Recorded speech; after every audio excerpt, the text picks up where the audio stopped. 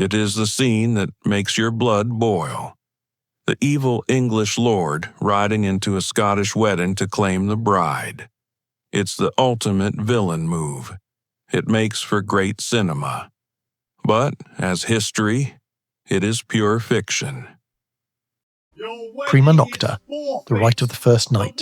The idea that a lord had the legal right to deflower a peasant bride on her wedding night.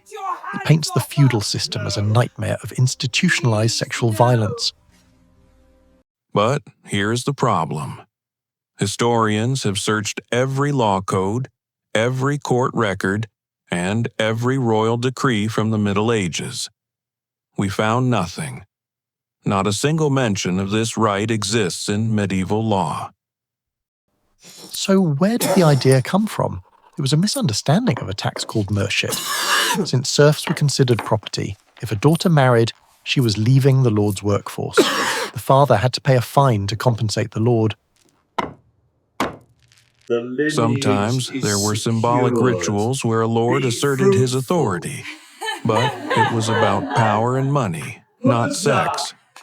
The right was the right to approve the marriage, not to consume it. The myth was actually popularized centuries later. Writers in the Renaissance and Enlightenment wanted to make the Middle Ages look dark and savage to make themselves look more civilized. They invented the story as anti-feudal propaganda. Also, think about the Church. The Catholic Church was the most powerful force in Europe. They viewed marriage as a holy sacrament. They would never, ever have allowed a secular lord to legally violate a holy union. It would have meant instant excommunication. Life for a medieval peasant was hard enough without inventing imaginary horrors.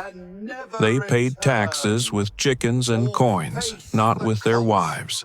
Hollywood needs better writers.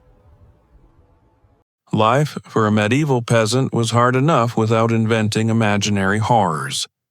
They paid taxes with chickens and coins, not with their wives. Hollywood needs better writers.